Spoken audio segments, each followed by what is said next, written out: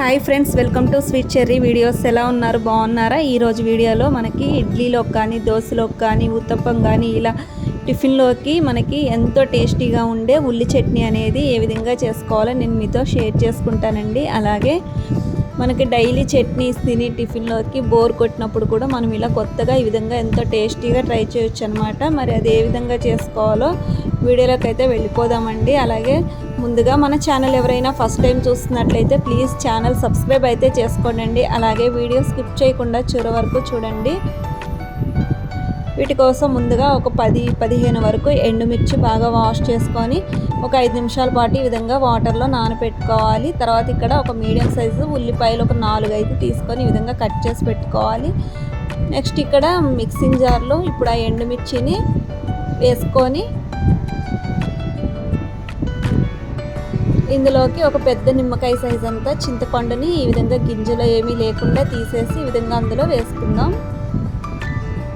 Next ఇక్కడ మనం cut చేసి పెట్టుకున్న ఆనియన్ ముక్కలను కూడా ఉల్లిపాయ ముక్కలను కూడా ఇందులో యాడ్ చేసుకుందాము మిక్సింగ్ జార్లో.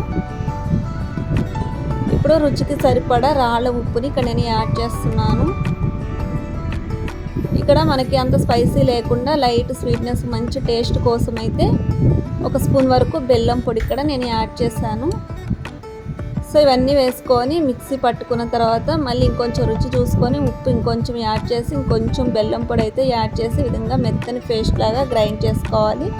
నెక్స్ట్ ఇక్కడ స్టవ్ మీద ఒక కడాయి పెట్టేసుకొని 2 టేబుల్ స్పూన్స్ వరకు ఆయిల్ వేసుకున్న తర్వాత హీట్ అయ్యాక ఒక్కొక్క స్పూన్ చొప్పున ఆవాలు, జీలకర్ర, పచ్చిశనగపప్పు వేసి లైట్గా ఫ్రై అయిన తర్వాత ఒక ఎండుమిర్చి, అలాగే ఒక రెబ్బ వెల్లుల్లి రెబ్బలు, అలాగే 2 రెబ్బలు కరివేపాకు కూడా వేసి ఫైనల్గా ఒక 1/2 టీ స్పూన్ వరకు ఇంగువ ఇక్కడ యాడ్ చేశారండి. ఫ్లేవర్ కోసం చాలా బాగుంటుంది. నచ్చిన వారు స్కిప్ చేసుకోవచ్చు. సో ఈ విధంగా అంతా ఫ్రై అయిన తర్వాత మనం గ్రైండ్ చేసి పెట్టుకున్న ఇక మిశ్రమాన్ని ఇప్పుడు మనం ఈ పోపులో యాడ్ చేసుకొని అంతా బాగా కలిసేలాగా మిక్స్ చేసుకోవాలండి. టేస్ట్ అయితే చాలా బాగుందన్నమాట. చాలా సూపర్గా ఉంది. నచ్చిన వాళ్ళు తప్పకుండా ట్రై చేయండి. ఇది ఈ విధంగా మనం ఆయిల్లో సపరేట్ అయ్యే వరకు ఆయిల్ మనం బాగా ఫ్రై చేసుకోవాలి. ఆ విధంగా ఫ్రై చేసుకుంటే ఆ ఉల్లిపాయ పచ్చడి అనేది 3-4 రోజుల వరకు స్టోర్ చేసుకొని తినొచ్చు అనమాట. సో ఇది ఫ్రెండ్స్ వీడియో నచ్చినట్లయితే తప్పకుండా లైక్ చేయండి. ఫ్రెండ్స్ అండ్ ఫ్యామిలీకి షేర్ చేయండి. సబ్స్క్రైబ్ చేసుకోండి.